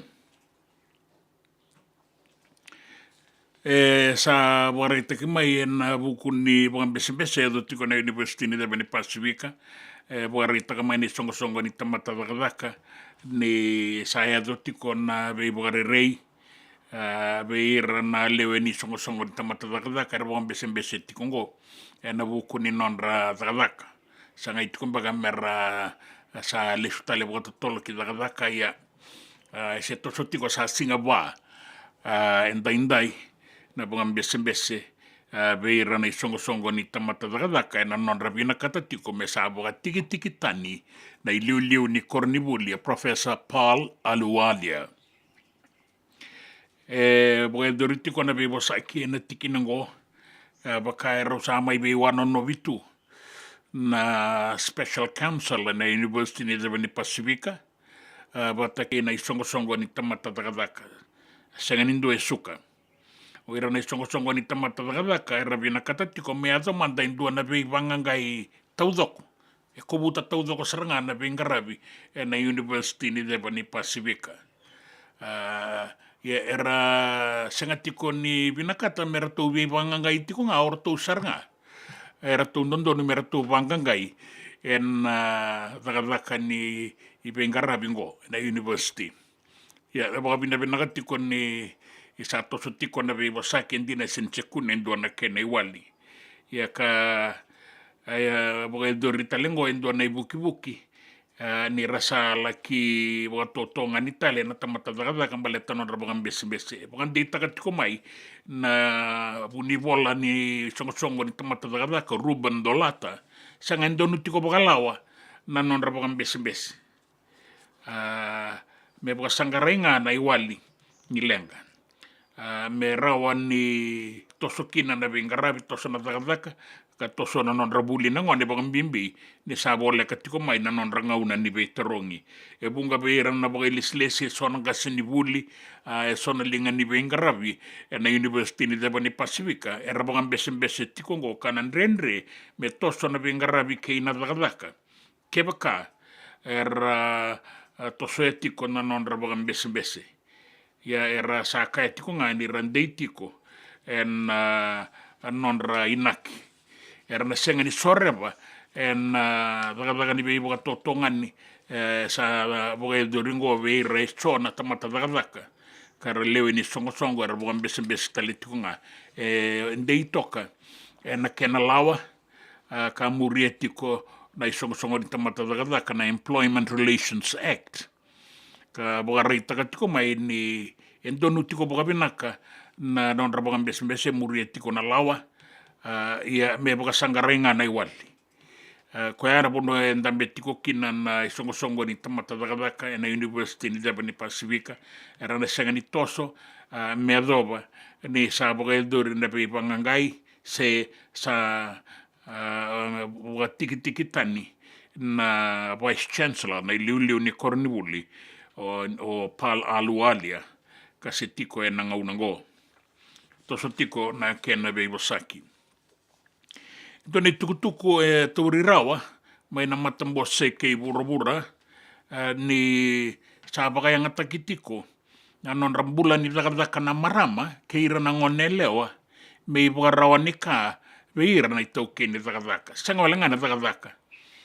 Na sota lembeka na inaki ka na nomini rabaka itabitali tiko ngakina so na ilaolawa kada sama ya balata tiko na non rambulan na ngoneleo kina marama viti nangaunango.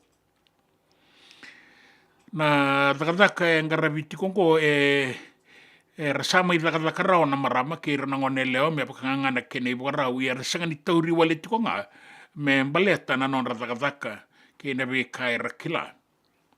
Sa ya tu tikongo viti na ya tukuka mai Papua New Guinea mai Samoa na Solomoni mai Tonga mai Vanuatu ke ina be Vanuatu leso na non rapaka yang ataki na marama ke na ngonelewa mera tauri mera takataka ia rapaka yang ataki talenga me i bakaronika be ira na itau ke ni takataka sa ndikebioti na tiki nango ka sa rombotara rambatiko na Pasifika na nonra vengarabi so era baka yang atakatiko na iwale ni takatakango kaya na matambose kay burubura na United Nations Office on Drugs and Crime ni na matangali buki ngo etala bakalawa kanondon menda kindaba ka tamusuka ka enraba boka binaka. Era sanga ni rao ni mai boka yang ataki na marama batakira na ngonelewa na be pale ni bola inaki era taurikina. Kera sabakataka era takataka nga boka ndondonu me baka na kena i boka rau ka tukina na be indinati ba koni taraki ka muringa boka binaka na kena i boka rau ka sanga ni raboka yang ataki se raboka rirei mera i boka wele. Se me rai boka rao ni ka be ira na itau kei ni takataka.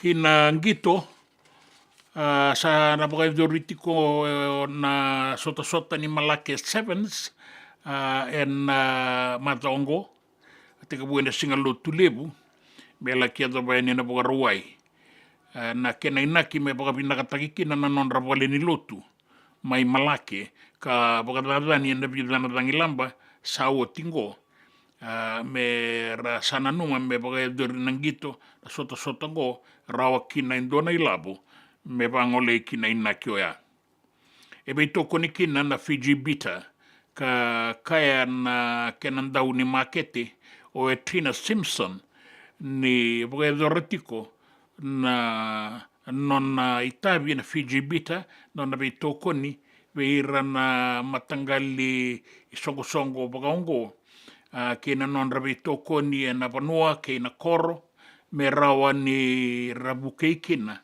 na nona sasanga ni be boga toro taki ka o iso atute ko ali di boga tiko nang gitongo na Malake Sevens ni sa raida tiko na kenayanga ka ra sa na sasangatak me na boga binakataki na palililotu kina takataka ni be boga toro taki taleso era na numa maindela ni abu nang gito era to na boga itabi kine tolu sanga bulu karua nang gito na timini daurabo walu na timini marama ka rua sanga bulu kava na timi ni under 21 ira kalaila isombu maina mbaki rua sanga bulu kandu ana non rembaki nimbula en bango leitiko kine rua sanga bulu kandu ana undolu nandola na lebu tau doko ni labo en bagayang ataki kasoli meidobi en amua ni madlaongo Sabaka lutumi na rakabile we abitu mai na sota-sota ni Commonwealth mai si Kotelandi na mbaki rua maingo. Na gito na rakabile we abitu dua vera nang gito kasa munduki leibi baleta nandre ni kenangarabi ke na vida tale na gito kanda ubredori era sana baka lutumi. Era to kaya na komiti na matambose ningi tongo mai Sikotelandi ni sota-sota na rua na undolu rua sanga bulu kaona mai Glasgow sana lutukina sona gito kana boga doringa tini nga na gito na laki vengati taki kea salutu na kenabo na buku ni dola boga ilabo ke na rendre ni kena en rabi ka boga didibi boga bina kana bengito taleso. Eda besa ibura-bura sa tiko mai Israeli na ngaunango na sekretari ni tu Amerike o Anthony Blinken melaki beibo sakita kana nonda sereki na besutu mai Gaza beira na Hamas kasi tika busarama yan na ikabitu ni Okotova na mbaki saoti ni oti na bakadada lebu karamatikina en dua na iwili-wili lebu ni chiu mai Israeli na nonda bakadada na mbatikandi. Sabi na katitingo mera sereki mai na oira karabesutu mera ni munduki na iwalu. Rabi na katakedeti ko na bei matanitu batakei mereke me sa mundu na iwalu. Yan ang iraoya ke matay mera sereki mandamay o ira karabesutiko beira ng Batikanti, beira na Hamas. Ya enreto ko na raida na tikinango baleta ni sangay mga Mateo tiwala sa ratungango na non liu na Hamas o ya Sinwar. Aturangan ko alo wana mate na ngaw nga saukuro takikin na non nakemba ka duti ko na lo maningele. Ngay baka luto nga saukuro takimaydake na matay walubuka ni Israeli. Sa kadiba kiraramba na be station ni television ken radio ni samate o ya Sinwar na liu lebu ni Hamas. Sa kanyo kwendon-dua nga mati. Sa rato lewebida na beliuta ki en risongo-songo ng Batikan dingo era sa mati. Ya inuita ka tiko Anthony Blinken na nalako yaningo may merke mela ki bosaki batakina Prime Minister may Israeli o Benjamin Netanyahu me mundu manda na beiba na banay mundu manda na iwalu mera sereki may o ira karabesutu ni berra ni ngai abtonda be boga mi autaki. Kinanraki. Boga ritaki mai ni tanraba toka na nonda bi anu mai viti na dangi toka lau deba. Se ua na wasa endua na ua ni raki sua sa badi rombota toka ngona nonda banua mai viti sa boga buna tiko na rungu ni raki na bata ke na tau wanga una niuda na wakati ko kina na kena tuba kenda indai me doba na mbongi lebu. Boga mbimbi na deba ke viti lebu na bei vanua vole kati se rua na mosi na ua suwa na usori o tai lebu na ita siri na sano maduata na sano ra na deba ke mbua o ka kino da kaunrobe ke na bei anu me na buoliko di kombia o nangele lebu o laudala pata ke tabe uni o ka kino e data o kandabu na atulau ke na atulo mai viti. E na taubanga una na uda na kabi se ua na wasa kana bora na sona ngauna. Sangani besa una raki enda indai me na singa lutu lebu ni mataka. O fayak sa amalele ko nga ngats at koa na atu motero tuam. Sa kwangore na itukutuku ni raki, na itukutuku e na nonda vanua na bea sai burubura ke na itukutuku ni gito. Na nonda vata ke City Veni Raturala.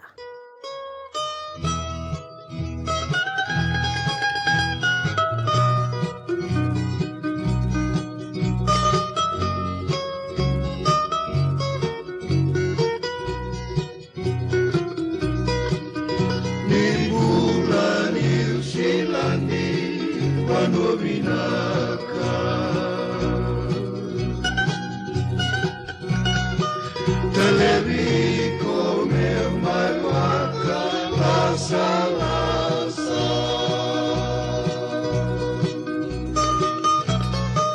Nadui kai erangau talekaka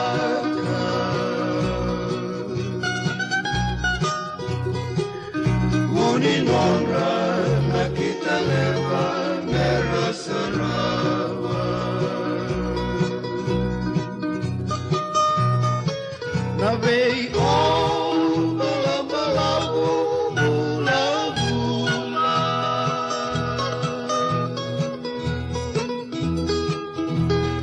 Om bala-balabu bula-bula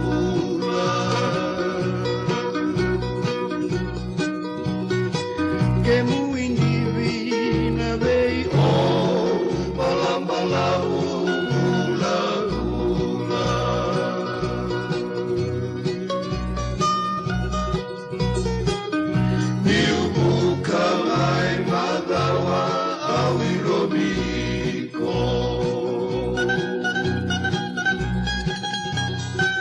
Kara-karawa tuna bekau au goro-goro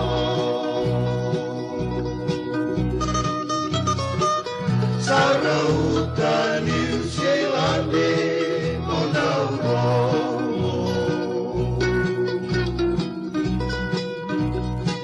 Kemuitala noa au kilai di Minatau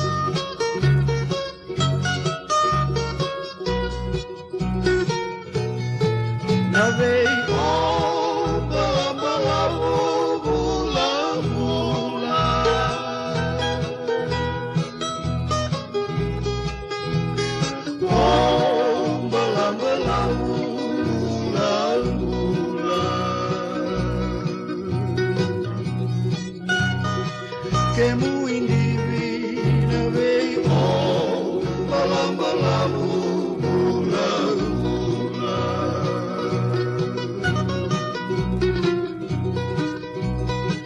Kemu indivina vei o balam-balamu bula-bula JJ's Food Shack e tiku kedi kina na kakana boka biti me bakana kokonda lobo benga ni ngai kani doitu na bundi na dalo se tapioca na kakana boka malangi me bakana steak baka elo ka kena coleslaw na karitoa sa wadha babina na kani kana kay tiku talangana non to specials and lomo ni madawa dau tamba na Facebook na doi ni tiwa ya na bani mandrai pai ke na bugatale gore na JJ's Food Shack viu mali mo Billie Jean Street, Santa Rosa, California. Era talangan rato dili mo yang may Santa Rosa, may yato sarani kinavato. Giritirto sana kinavitu saiba bitu tolo vio tolo dundu limono. JJ's Food Shack, Santa Rosa, California. Senga ningai mai tikibunga vi rauna turang ambale ruongo na bewe kanike na bele ledhininra. Wa turang ye me bakata ki James Doughty. Rau sama ni maingele rua-rua talengaki. Nama kamai na toso ni ngau na ki City Veni Raturala. Vema mana ono Amerika na veisinga tu City, vema manindua na veisinga buke lulu we kemundo eviti en na radio bola do vata San Francisco me kouti kenda vata mai. Na nonda vata ki City Veni Raturala.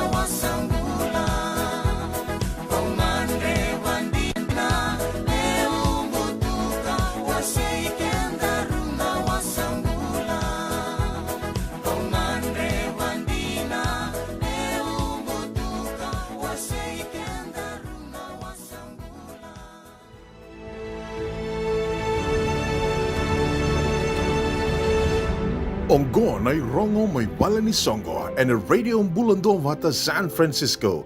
Me kauti kanda vata mai. Vesuri tiraramba kin Fiji Runway Resort Gala and Bogarawai and Bulango kotoba ne karua sanga vulka ono ni singa. Teka wue na kabi and lima laidaba na tinikandua and mbongi.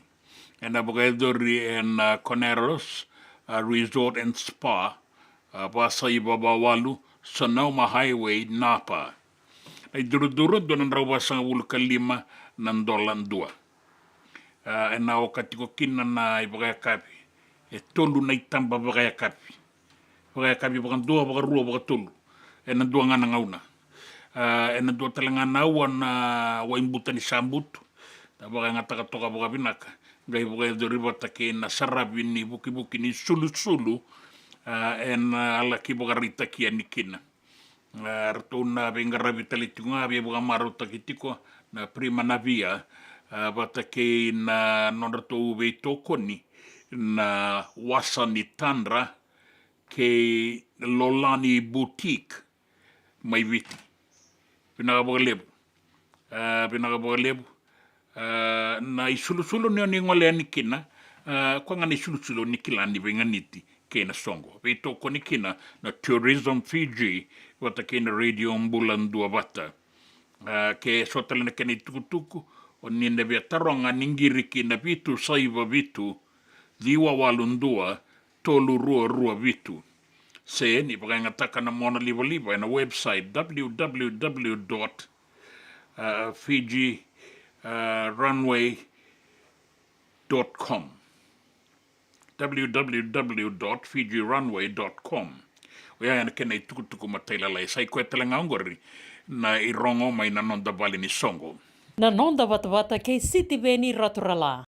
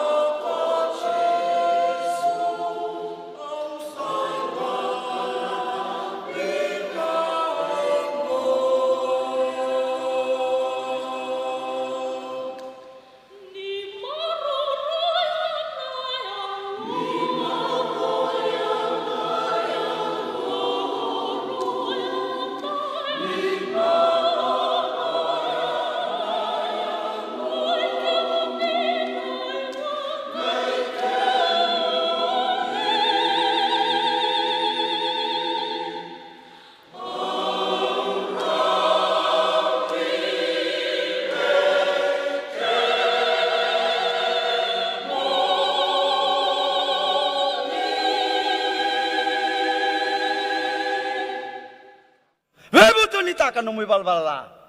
Na ngoni salanga menda lesu ke wana klo na ngoni salen dundu nga raw bekenda na ngoni sal ni bebutuni. Bebutun mai loma. Ko chunga na bebutuni ke sakadi nga bangon da sa vivi chunga mai. O takol salak chunga mai. Alestale iya tal ngunyanggon. Kila na na bebutuni. The change of attitude and mind, your soul and spirit. If that is not change, my friend, no repentance will come. No regret is there. Praise the Lord. Amen. If you regret, that is repentance, means you regret of your sin. Change your attitude. Besauta ka na mo lang gori.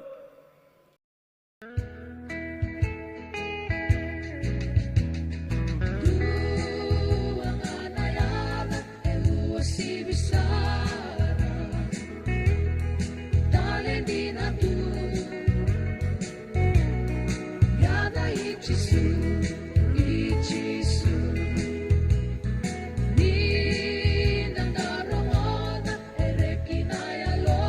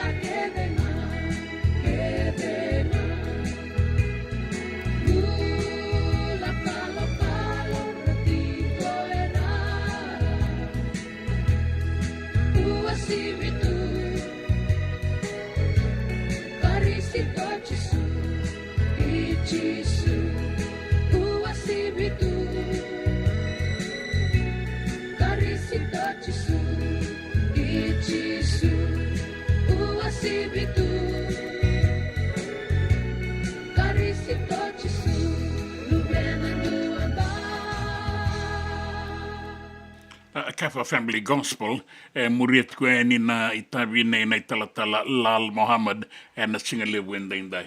Na bobi na binaga lebu na no mai tobo ito mani na italatala na no dei wasini ngauna ngo na non tabata. Na non ngauna ka da sarongo da tiko mai na keni tukutukungo na toso ni ngauna endo wagarauta ki na be madawa na singa bukilulungo na ngauna mai viti. Kabiti ko ni Singapore City ke San Francisco non da itiko ni Bengaravia Santa Rosa ya danangai rongo da tiko enda be mama nindo na singalebu ngango sa toso mai na singalebu nangau nendo rongo dikina menda umai rongo di enda be mama nindo ninga ndo na makamai na toso ni ngau nendo rongo dikina ni tuku ni be kaenda sa la kosibita oti so nangau na baga imbale so na ngau na binaka na kenra tuku talenga so na turanga kena marama era bagai rongo ena non da bonua o ya na toso ni ngau na ena be mama nindua ena be singalebu ni singabu kelulu ena non da ngau na mai viti keina be ngau na bota bongo ena be mama ni ono ena be akavi ni bukelu ni tu city Santa Rosa au anuma mau waduruma madani semberet kona be mama nindua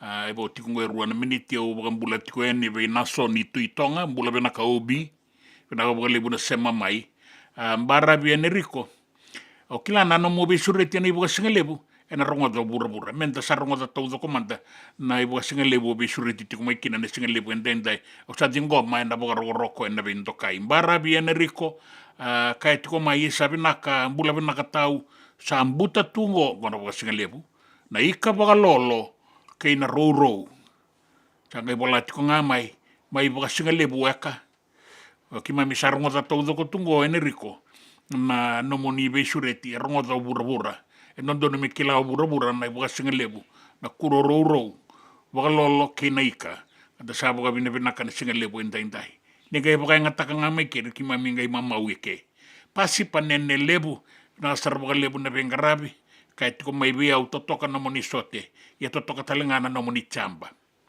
o chobe saroko takala nangai ngole tiko ni ndua na bina numi buana turangago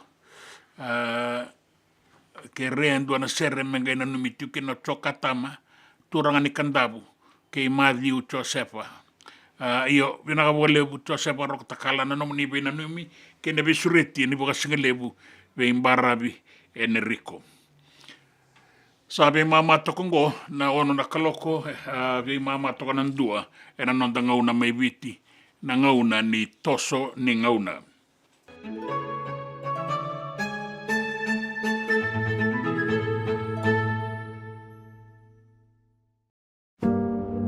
endua na ya rongo lebu sa viti ni oti na karua ni balu lebu kei na vei tambamba ki mai ki muri.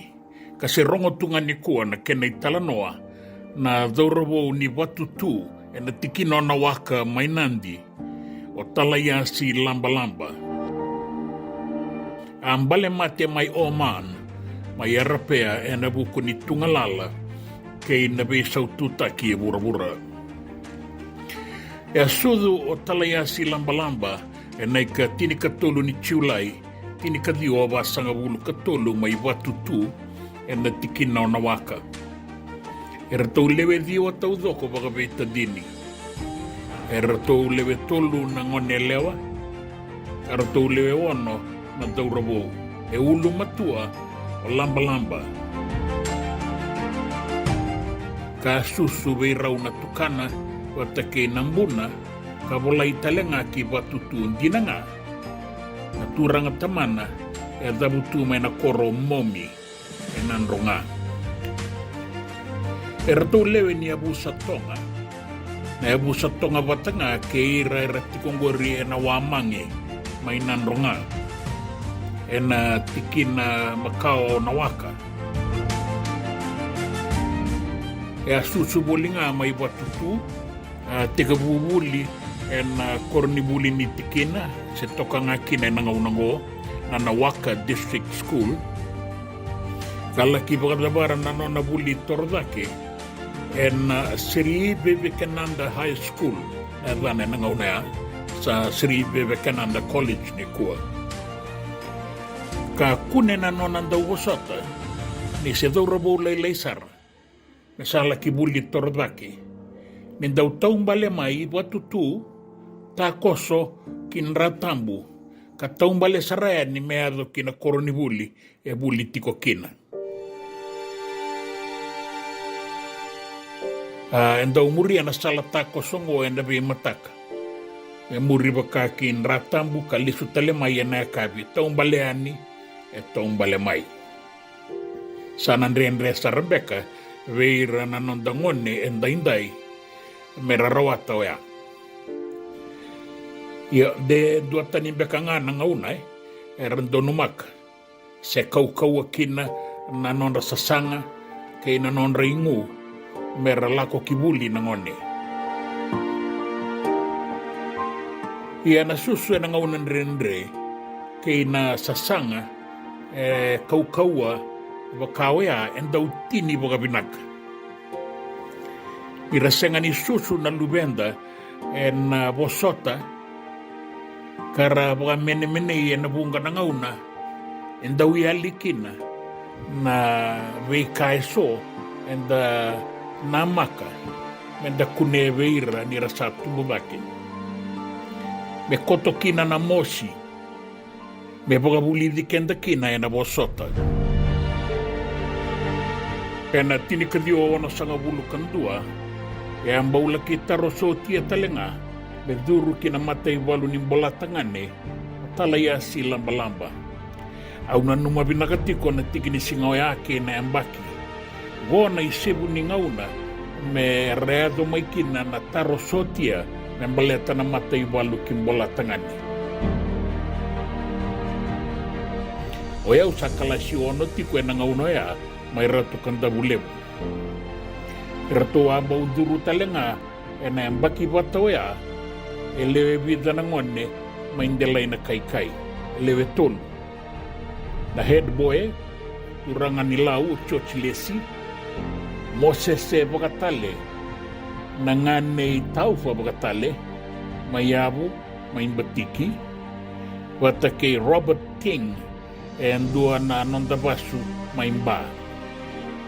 En dua tale, Samuel ang gelebuki, ang bimbiw talenga, may ratukan dabulebu na may tarosoti, na daurabo ni narikoso, na tikinaono may kandabu. Ya manisangan ni rawa ni mga durumikin na, irakaya ni laylay na nonayambaki. Sama ni sangan ni lesutalean ni kikornibulyo samu, sama ni tiko boling ay suba, kala kita rosoti ang ay nakemba ni matay walu ni nonda banua kabaga durumi sarakina. Kilaiti ko naturang ako ni baundua nanda ubebe suwaru misa.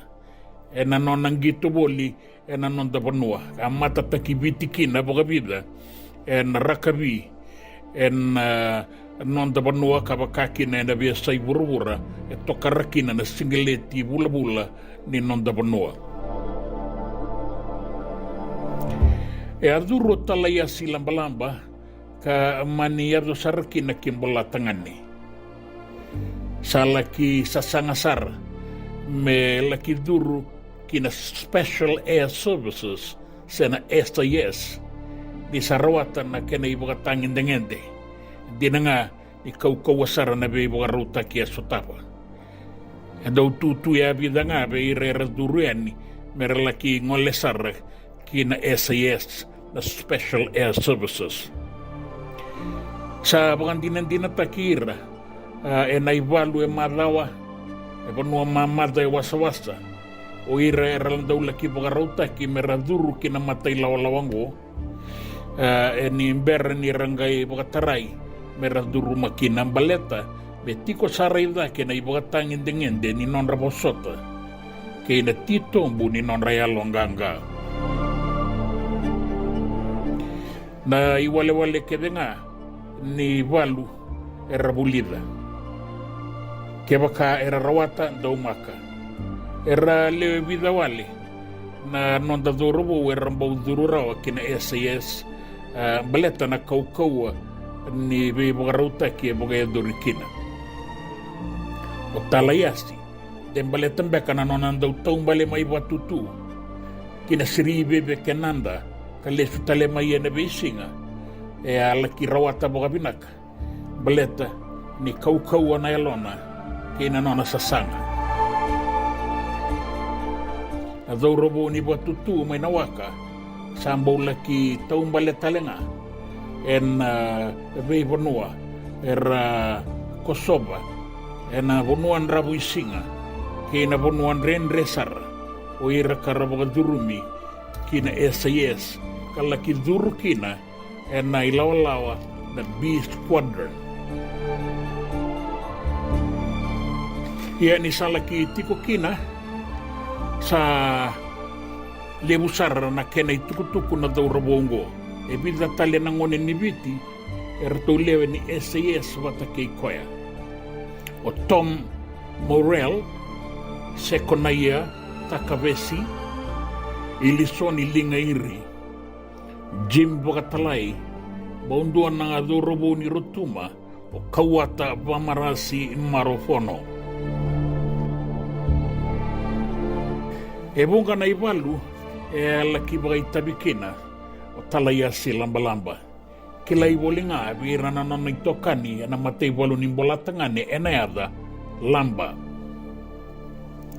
asa solitale nga wa e sona koroi ka sona idobi ni alonganga e nambuda ni walu e nebeibo no e kadibikina kawa ya melia na nganena ni ratunda uwakila na non ngande mai kibiti na sona ngauna na nganen ratongo kina non ratu itokani na wekana mai nawaka e na ibuga rau nimbula ituwa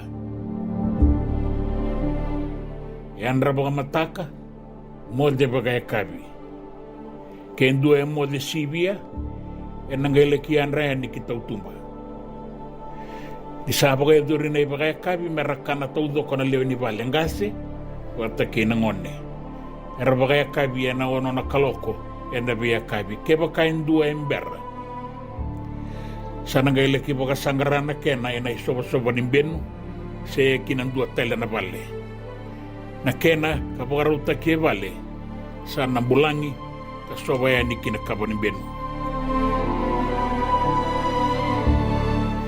Dona ngauna e a manisasanga mengande mai kina nonda bonua ka manisanga ni agaro mai kina waka. Gona matanggali ngande kando ya dana tu na RNR na matanggali bakadangi-dangi. E rawa ninda daw kadibile sutale mai kina ninda sengande boli benga na bonua enda tiku kina. Amania dongo be lamba-lamba. Sembera mandangan imbiu-imbiu mai sa kadibile sutaleani wata kina nona yaya merasala ki wakaso komunitalia wata kei rato nanona ilaolawa and the B Squadron merato sa wakapakarau merato ngoleani kina toka laweloma erato sa wakasosolo sara karato wukayani ki Bahrain and aloma ni tomba Persia na banua Bahrain era toka talengaki na so na banua karongo tiko e bura-bura indai ena lo mani tomba Persia toka be tikiwi ke na be banua so ke na kena be matanitu me bakana United Arab Emirates ka tiko talengaki na o Qatar o Doha ke Dubai baundua na sala ni wanga oso ina nonda bura-burango na tombo Persia. Baleta ni randau sokota sombiani na wanga era usa waiwaiani ena esa ni bura-burango mera kautayani kina bei matani tuma Europe ke ina nonda bura-bura. Me bakata ki Saudi Arabia waiwai ka bakabondo mai Iraki mai Irani ke Kuwait rausana sombiani na bei wanga lelebu meralaki bimbiuyaka na bei ponua era sokotaka kina era dau muri sombu na tombo Persia me ato kina musuni tomba era tau kena na matani tuo Oman tiko na nona bei wekani na matani tungo wata keira na bei matani tu bole kaikea keira wambola tangane kei mereke ka randrawian rama matua toka na bei tosoya kena lo manitombongo na kene karua ni bei tarataraviani na wanga rayan rataletunga maikia na manuale lebu ni mereke o ira karabe sokoya kitalitunga na toka lo ma merayan rapa na bei tosoya kia tombo Persia non rara ni bei boli na bei matani tu butu ni au non da bura-bura buku ni waiwai ke na iboli eso rabi kina baka matua na non ra sokopakea ni mai Oman me kakua ni indua na baka dada se indua na sasanga na nanumi me baka dada ni kina na non relagolako tegu mai be rato na toka na ngusu ni tomba ka kautea ni kina loma ni tomba Persia. Sati kona non rabia lela tiba matani tu kandola bitiko kina na be soko ya keke na non rawasa-wasa baleta ningingo sar na tomba na sona bernua ka rawangan ni be soko ya kina na wanga buka lilebu na wanga ni usa wanga buka lilebu kara yan rabatiko na lomani tombango na wanga buka lelebu wataki na kena wanga rabi toso ya kitiko lomango na wanga ni mereke tiko ndonu ya nangaunea na USS Eisenhower randau makasasata keke so na matambatikan di durulo o irango dau kila itu na kenre wale-wale rasengan itu bukan dua raya itu ena kenda maliwa ena sona ngauna enda bei maliwai kada sengan ikilaira rawan in rawe talan wasar tok nga baka binaka kabei tokani kay nandua bei irango yana nomu bugi wananda ku katamboten dua nga saukuro se tatang bolong-bolong na ngasaw ninda kay yana non ravelela ti sanande itu ka bonua rere bakitoka indala kitiko kina merda basar mantanga indai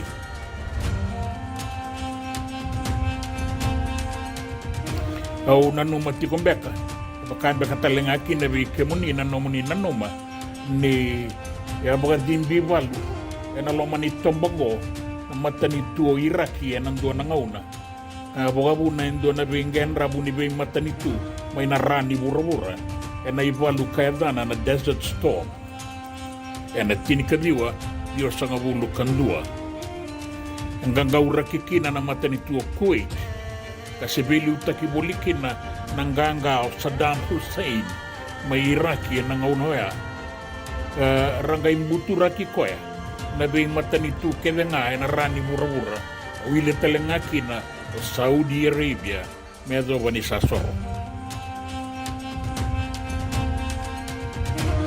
Kwengo rin na itu wakinin raki batanga era sota kaiti kwe nangaunango bunga na vei matanitu nanonda bura-bura sanga sotini rawa-rawa nanonda bakilaira na matambatikan ginturulo era tue na bonongo ni sarungo di reso oira daw magarita kira wasoma oira na ISIS oira na Al-Qaeda na ISIL kay na bungatale gori na ivalu ertuan donueni na matay lawan ni B Squadron na Special Air Services ni matay ivalu ni bolatangane tambo lewen na talibolinga talayasi lamba-lamba.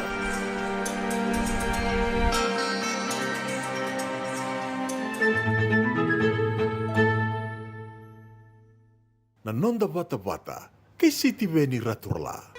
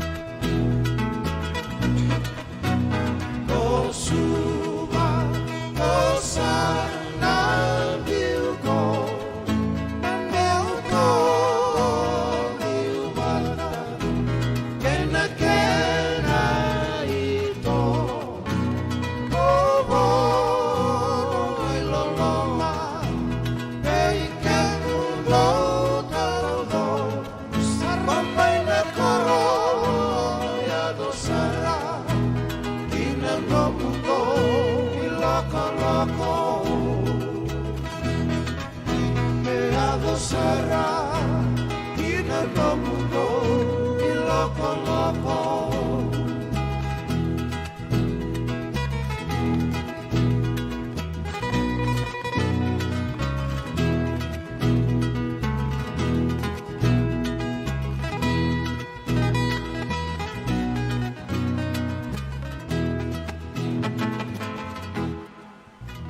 Ponga ke ina mbukalo sere makawa ne sposi baknal na mbu konra wasolia sabo tina miniti me ruona kaloko na singalebo inda na ngauna mai viti na ngauna ke Santa Rosa sabo talitikunga walu na miniti me vitu na kaloko Santa Rosa San Francisco daindai na singa tu city na kena kavi mai viti singa buke lulu tabaga bina lebu pasipa nene lebu lebu na sema mai bata ke bola sorowanga ya no lebu na sema tiko mai na singa lebu indai kalunga tana bengara ke ito sepa roko takala sabunga bullet ko ani ke muni ke rauna turanga rauti kongori chokatama bata ke madiu lebu na sema tiko mai na singa lebu indai ke muni na wakanda dan dua bata na ngauna ni i bata